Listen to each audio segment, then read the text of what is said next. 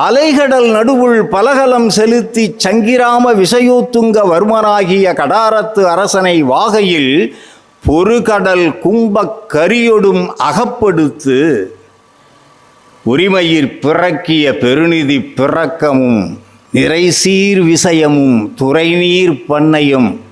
விஜயம் எங்கே இருக்கு? Sumatra, Java Sumatra, Sumatra. அதுக்கு அடுத்தது மலையூர்.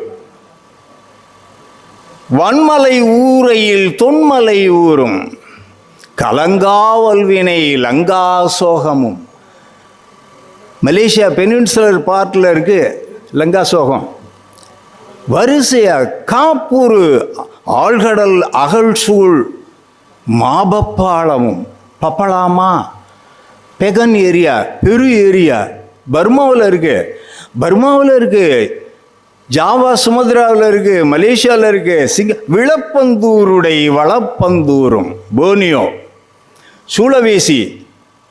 ஐயா, 41 நாடுகளை வென்ற ஒரு மாபெரும் சக்கரவர்த்தி இந்த மண்ணில் நம்ம கூட நம்ம தாத்தாவா தமிழ் பேசிக்கிட்டு இருந்திருக்கானே.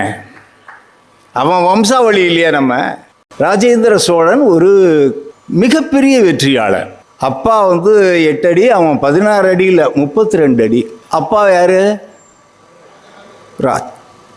அவன் ஆட்சிக்கு வந்தது 985. 1014 ஜனவரி மாதம் 17ஆம் தேதி பரிபூரணம் அடைந்தார். அகோரியா 8 வருஷம் இருந்தான். அவனுடைய பையன் 12லிருந்து 14 வரைக்கும் அப்பாவோட வரலாறு தெரியாதவன் இளவரசனாக இருந்தான்னு சொல்லுவான். ரீஜென்ட்டாக இருந்தான். இணை ஆட்சி பண்ணான். அப்பா ஒரு பக்கம், பையன் ஒரு பக்கம். எப்படி இருந்துக்கும் தமிழ்நாடு?